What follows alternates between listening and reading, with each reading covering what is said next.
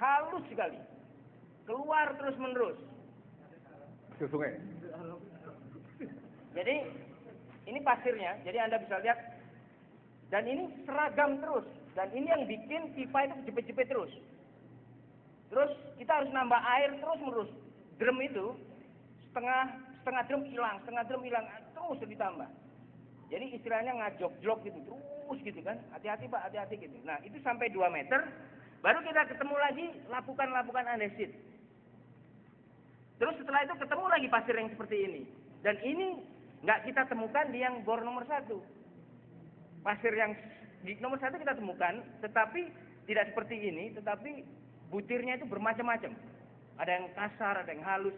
Nah, ini seperti sudah diayak. Dan itu terus kita sampai ke bawah sini. Ini kuarsanya saya lihat itu ada 70% sampai 80%. Sisanya itu adalah seperti umumnya pasir sungai. Saya juga bawa pasir sungai dari bawah sini. Cuman ukurannya mulai dari pebble segala macam ada di sini. Jadi nggak di ini kan. Tapi lebih bersih dari pasir sungai. Jadi kita dapatkan sesuatu di situ yang menarik adalah apakah ini teknologi menahan gempa? Saya nggak tahu. Pasir yang bagus sekali ini. Ini pasir ayak yang bagus sekali. Dan apa teknologi yang khusus untuk menjepit pipa bor saya nggak ngerti juga. Karena itu dihisap terus ya. Biar tidak dibor terus saya nggak ngerti. Akhirnya 15 meter saya telepon dan udah berhenti aja deh. Saya nggak mau terus. Ini kita laporkan aja dulu. Ini udah menjadi domain kawan-kawan di arkeologi. Jadi Dani bilang, Dang, di bawah 20 meter ada lagi yang merah. Udahlah stop dulu saya bilang. Nanti kita diskusikan. Saya buka ini karena ini untuk merangsang minat kita untuk terus riset di sini. Apa ini? Teknologi nahan gempa seperti yang dikatakan. Mungkin dia karena pasir yang sama, tapi dengan sorting kita bicara soal sortasi. Sortasi berbeda. Itu ada di bor 1, cuma 30 cm, terus kadang-kadang ada sedikit, dan itu jelek sekali pasirnya. Apakah itu untuk bantalan di sana, yang di sini karena di pinggir dari situ-situ maka bantalannya jadi tebal sekali. Tapi yang jelas, inilah yang menyebabkan merah-merahnya resistivity tadi itu. Yaitu pasir, loose, seragam, loose itu lepas, dan tidak ada air. Kalau ada air, dia resistivity-nya akan turun drop, karena air itu akan tidak resistif di situ. Tapi begitu dia udara, kalau kita ngelok udara, jadi kita kalau rongga-rongga udara aja nggak ada air, dia resistifnya akan tinggi karena dia tidak akan menghantar listrik. Itu yang terjadi. Saya cuma bisa memperlihatkan. Ya ini saya coba foto beberapa ini tadi malam. Nah kemungkinan kalau saya ini kan, jadi saya masih melihat seperti yang ditunjukkan tadi di gambar-gambar ada istilahnya penahan dinding, turap. Kalau saya lihat itu sih bukan turap, tetapi dinding. Memang dibikin dinding.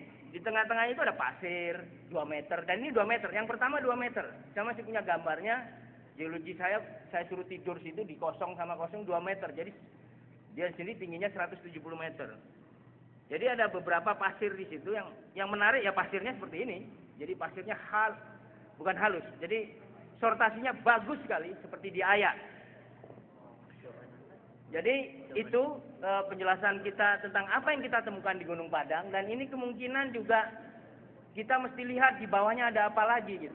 Ada ruangan-ruangan kan tadi dengan guidance dari subsurface-nya Dani, Wahyu dan sebagainya, kita coba lihat di 2 bor itu kita kalibrasi, ini menarik ini.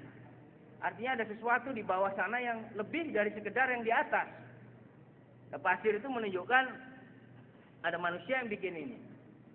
Dan kalau kita dating, kita udah cabutin karbonnya. Kalau kita dating 300 tahunan berarti Belanda lah yang bikin.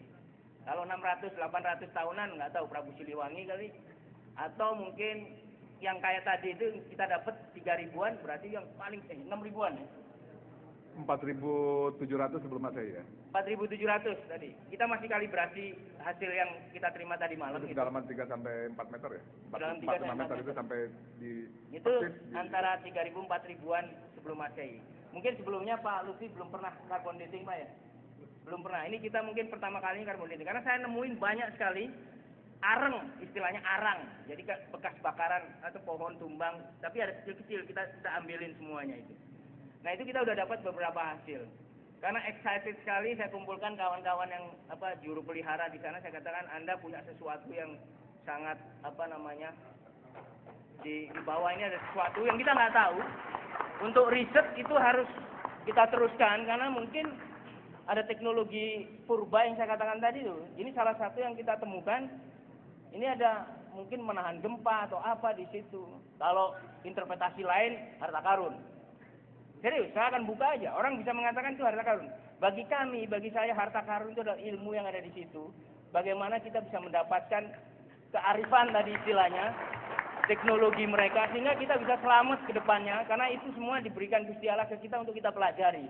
Kalau kita diem aja terus hanya menikmati aja, saya pikir wasted gitu. Jadi kita punya otak, kita sekolah, kita ini banyak kawan-kawan di situ yang punya cerita macam-macam. Kita harus explore sedemikian rupa, termasuk salah satunya ini baru saya hentikan kemarin karena ya udah hampir 12 hari lah saya di lapangan tuh bolak-balik itu ngurusin ini aja. Akhirnya bisa ketemu seperti itu dan mudah-mudahan ini mendapatkan sesuatu yang kedepannya kita bisa lebih terintegrasi gitu di bawah itu seperti apa. Dan saya juga diminta oleh Pak Nanang untuk melihat di daerah Cihandelem. Di daerah Cihandelem itu ada bentukan-bentukan serupa pilar yang belum pernah dibuka di situ. Ini kemarin saya ke sana. Dan itu ternyata ada yang hampir sama, yaitu batu-batu tapi bentuknya tablet. Ini udah urusannya Pak Lutfi ini saya kira. Tapi saya pentingnya ke situ adalah saya ambil sampelnya. Kenapa? Saya keliling di situ 4 hari juga. Saya dari satu outcrop ke outcrop lain saya semua ambil sampelnya. Saya cari mana yang andesit yang sama. Ya. Mungkin bisa saya ketemu andesit yang jointed lava itu, tetapi ternyata ketemu lagi hal yang sama seperti ini di tempat yang lain, Cihandelem namanya. Dan itu lebih seru lagi karena sudah jadi seperti ini, cuman ketutup hutan dan belum dibuka. Mungkin Pak Lutfi mesti memprioritaskan juga ini untuk dilihat di sana. Ada beberapa yang kita lihat, yang jelas ini dibikin manusia di situ, batu-batu ini untuk yang nggak mungkin lah lava itu terus bikin pola seperti ini kan. Terus ada andesit, tapi saya pikir saya sedimentologis kan. Saya seringan, ini sedimen apa bukan? Kok banyak struktur paralel begitu, ini andesit juga. Ternyata ini ditata sama mereka. Itu di tempat yang lain. Dan saya lihat ini di bagian bawah dari Gunung Padang yang dipasang di gua-gua itu sama juga. Saya pikir mungkin ada dua kebudayaan yang berbeda. Di situ saya nggak tahu juga. Ini urusannya Pak Lutfi nanti. Tapi kita bisa dating, bisa lihat sama nggak batunya dan sebagainya. Jadi itu tambahan dari saya. Ya mudah-mudahan itu bermanfaat buat kita semua. Dan ini tadi aspek-aspek arkeologi, musik dan sebagainya mungkin bisa kita padukan supaya kita bisa mendapatkan manfaat teknologinya. Terima kasih.